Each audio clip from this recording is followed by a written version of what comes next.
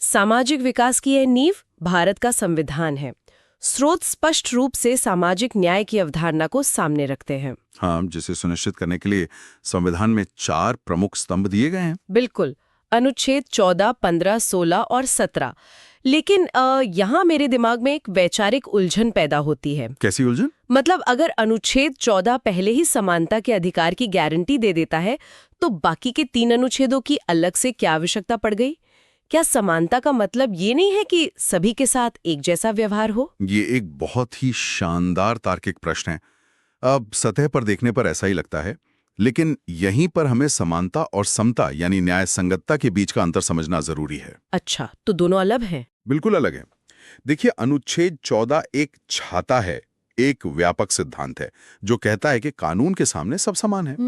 लेकिन भारत जैसी जटिल ऐतिहासिक पृष्ठभूमि वाले समाज में केवल ये कह देना कि आज से सब समान है काफी नहीं है। सदियों से चले आ रहे भेदभाव को मिटाने के लिए सक्रिय हस्तक्षेप की आवश्यकता होती है। ठीक है, आइए इसे थोड़ा विस्तार से समझते हैं। एक एनालॉजी लेते हैं। मान लीजिए कि एक दौड़ होने वाली है।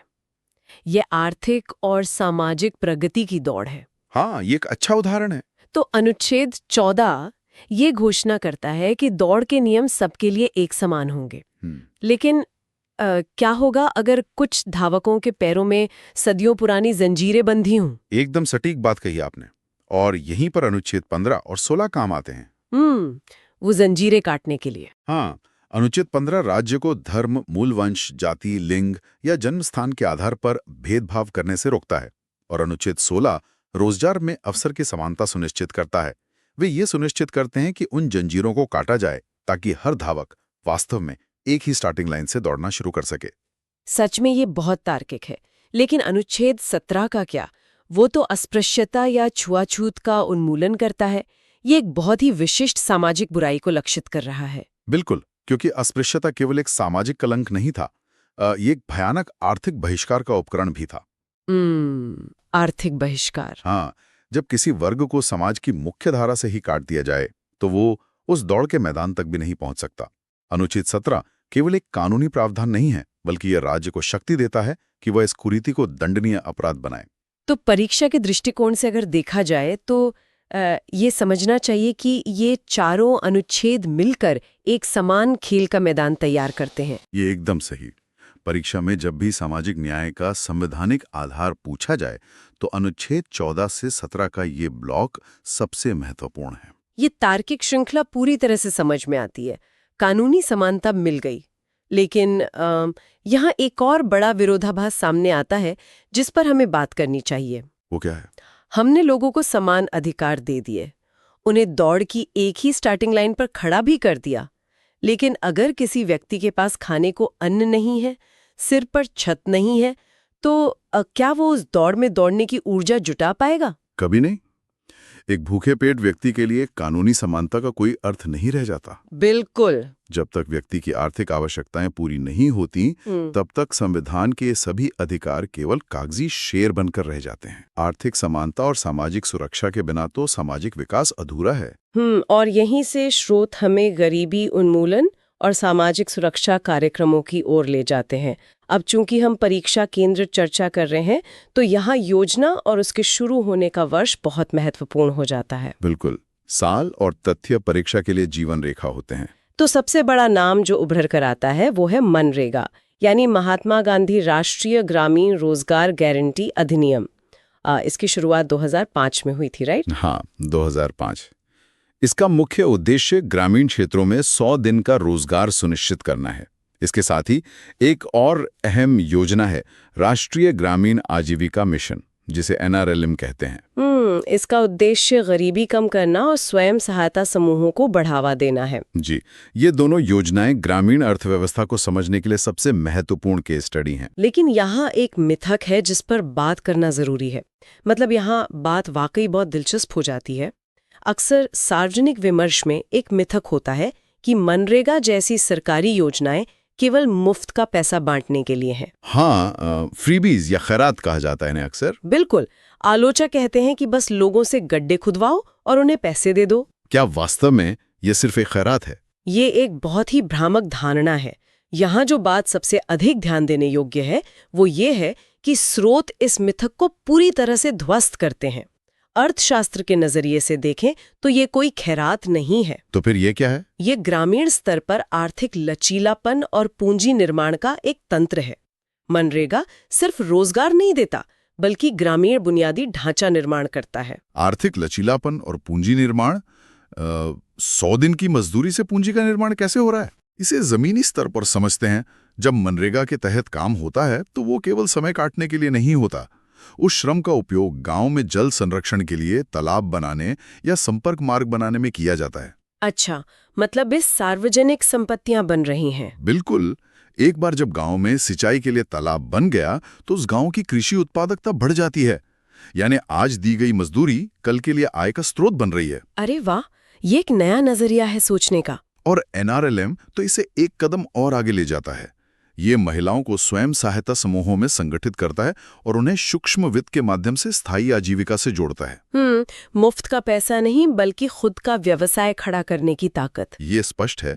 लेकिन रोजगार के अलावा जीवन में कई अप्रत्याशित संकट भी आते हैं, जैसे बीमारी या दुर्घटना। हाँ, और इसीलिए स्रोत सामाजिक सुरक्षा योजनाओं का जिक्र करते हैं, जैसे प्रधानमंत्री जनधन योजना, प्रधानमंत्री जीवन ज्योति बीमा योजना और अटल पेंशन योजना। जी, ये सभी मिलकर एक सामाजिक सुरक्षा जाल का निर्माण करती हैं। जनधन योजना ने लोगों को बैंकिंग प्रणाली से जोड़ा और अटल पेंशन योजना ने असंगठित क्षेत्र के मजदूरों के लिए बुढ़ापे की सुरक्षा तय की। ये सब व्यक्ति को वापस भयानक गरीबी के दलदल में गिरने से बचाता है। सब बहुत तार्किक ढंग से जुड़ रहा है। बिल्कुल, सब एक दूसरे से जुड़े हुए हैं। लेकिन अब एक ऐसा सवाल सामने आता है जो इस पूरी व्यवस्था की परीक्षा ले लेता है। वो क्या? योजनाएं तो बन गई, लेकिन जिस जनसंख्या के लिए ये बनी है उसका आकार इन योजनाओं की सफलता को कैसे प्रभावित करता है? मेरा मतलब है भारत की इतनी बड़ी आबादी। ये सामाजिक विकास के पूरे विज्ञान का सबसे संवेदनशील हिस्सा है। जनसंख्या गतिशीलता, जिसे पॉपुलेशन डायनेमिक्स कहते हैं। तो इस सब का असल में क्या मतलब है? क्या इतनी बड़ी आबादी हमेशा संसाधनों पर एक समस्या या बोझ ही होती है? हाँ, सामान्य समझ तो यही कहती है। लेकिन स्रोत यहाँ एक डेटा हाईलाइट देते हैं और एक बहुत ही महत्वपूर्ण आर्थिक अवधारणा पेश करते हैं, जनसांख्यिकी लाभांश। हाँ, एक दो-धारी तलवार है। विरोधाभास लगता है। बड़ी आबादी अचानक से देश के लिए लाभांश या मुनाफा कैसे बन सकती है? क्योंकि हम पूरी आबादी को एक ही नजर से देखते हैं। जनसांख्यिकी लाभांश पूरी आबादी का आकार नहीं है, बल्कि ये आबादी की संरचना है। संरचना मतलब ये वो स्थिति है जब किसी देश की कुल जनसंख्या में कार्यशील आयु वर्ग यानी 15 से 59 वर्ष के लोगों का अनुपात आश्रित लोगों की तुलना में अधिक हो जाता है। आश्रित मतलब बच्चे और बुजुर्ग। समझ गई, यानी खाने वाले कम हैं और कमाने वाले ज्यादा हैं। बिल्कुल सटीक। जब कमाने वाले हाथ ज्यादा होते हैं तो अर्थव्यवस्था तेजी से दौड़ने लगती है। भारत इस समय इसी जनसांख्यिकी लाभांश की गोल्डन विंडो से गुजर रहा है। लेकिन रुकिए, क्या केवल युवाओं की भीड़ इकट्ठा हो जाने से ही अर्थव्यवस्था दौड़ने लगेगी? अगर इन युवाओं के पास कोई काम ही ना हो तो? यही वो कैच है। यदि इस विशाल कार्यशील आबादी को सही समय पर उच्च गुणवत्ता वाली शिक्षा और रोजगार मिलता है, तभी ये आबादी विकास का इंजन बनती है। और अगर सिस्टम विफल हो जाए तब क्या होगा? तब ये लाभांश रातों रात जनसांख्यिकी आपदा में बदल जाता है। संसाधनों पर भारी दबाव, रोजगार संकट और सामाजिक असंतोष। ये वाकई एक बहुत ही नाजुक संतुलन है। अब इस राष्ट्रीय स्तर के गणित को अगर हम भारत के सबसे अधिक आबादी वाले राज्य यानी उत्तर प्रदेश पर लागू करें तो तस्वीर और भी दिलचस्प हो जाती है। यूपीपीसीएस परीक्षा के दृष्टिकोण से ये बहुत जरूरी भाग है। बिल्कुल। स्रोत हमें यूपी की 4 प्रमुख सामाजिक योजनाओं के नाम देते हैं। पहली है मिशन शक्ति, जो महिला सशक्तिकरण अभियान है। दूसरी कन्या सुमंगला योजना। तीसरी मुख्यमंत्री सामूहिक विवाह योजना और चौथी मुख्यमंत्री बाल सेवा योजना। इसके साथ ही शिक्षा के लिए स्मार्ट स्कूल और स्वास्थ्य के लिए आयुष्मान भारत पहल। लेकिन यहाँ मुझे एक पैटर्न देखने को मिल रहा है। यूपी की ये योजनाएं समाज के सबसे संवेदनशील वर्गों, विशेषकर महिलाओं और बालिकाओं को सीधे लक्षित करती हैं। हाँ, और ये एक बहुत ही महत्वपूर्ण सवाल खड़ा करता है। क्या सामाजिक विकास केवल महिलाओं तक सीमित है? यही मैं सोच रही थी। ऐसा क्यों है? अगर हम इसे वापस जनसंख्या के लाभांश वाले तर्क से जोड़ें तो तस्वीर साफ हो जाती है। किसी भी राज्य की आधी आबादी महिलाएं हैं। अगर वो आधी आबादी अर्थव्यवस्था के पहिए को घुमाने में अपना योगदान नहीं देगी तो क्या राज्य आगे बढ़ सकता है? तकनीकी रूप से नहीं, श्रम बल की भागीदारी तो आधी ही रह जाएगी। बिल्कुल। मिशन शक्ति जैसी पहल सिर्फ सुरक्षा नहीं बल्कि राज्य के जनसांख्यिकीय लाभांश में महिलाओं की सक्रिय भागीदारी सुनिश्चित करने का एक कदम है। अच्छा। कन्या सुमंगला योजना जन्म से लेकर स्नातक तक वित्तीय सहायता देती है ताकि बेटी को बोझ न समझा जाए और वो पढ़कर उच्च कौशल वाली कार्यशील आबादी का हिस्सा बने। तो ये सभी योजनाएं उस गोल्डन विंडो का अधिकतम लाभ उठाने के लिए मानव पूंजी में किया जा रहा निवेश है। एक स्वस्थ और शिक्षित कार्यशील आबादी ही तो उत्पादक हो सकती है। एकदम सही।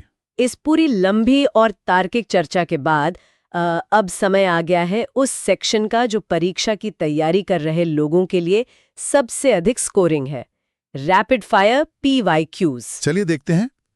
तथ्यों को उनके सही संदर्भ में याद रखना परीक्षा के दबाव में बहुत काम आता है। तो पहला तथ्य, मानव विकास सूचकांक यानी HDI कौन जारी करता है? ये संयुक्त राष्ट्र विकास कार्यक्रम या UNDP द्वारा जारी किया जाता है। बिल्कुल। दूसरा, राष्ट्रीय शिक्षा नीति यानी NEP कब लागू हुई? ये वर्ष 2020 में लागू हुई थी। ये जनसांख्यिकीय लाभांश को आपदा बनने से रोकने का ब्लूप्रिंट है। मनरेगा कब शुरू हुआ? इस पर तो हमने काफी बात कर ली। हाँ, 2005 में। सतत विकास लक्ष्य या SDG की कुल संख्या कितनी है? इनकी कुल संख्या 17 है। और अंत में बेटी बचाओ बेटी पढ़ाओ योजना कब शुरू हुई? ये वर्ष 2015 में शुरू हुई थी, बाल लिंगानुपात में आ रही गिरावट को रोकने के लिए। बहुत खूब। अब एक विशेषज्ञ के रूप में इन स्रोतों के आधार पर परीक्षा में सबसे ज्यादा संभावित पैटर्न क्या है? The most probable exam question. देखिए, अगर हम लोक सेवा आयोगों की प्रवृत्ति को देखें तो मेरी भविष्यवाणी है कि मिलान करने वाले प्रश्न यानी मैच द फॉलोइंग सबसे संभावित हैं। वो कैसे दिखेंगे? एक तरफ योजना दी होगी जैसे मनरेगा, बेटी बचाओ बेटी पढ़ाओ और NEP, और दूसरी तरफ उनके वर्ष दिए होंगे 2005, 2015, 2020। आपको उनका सही मिलान करना होगा।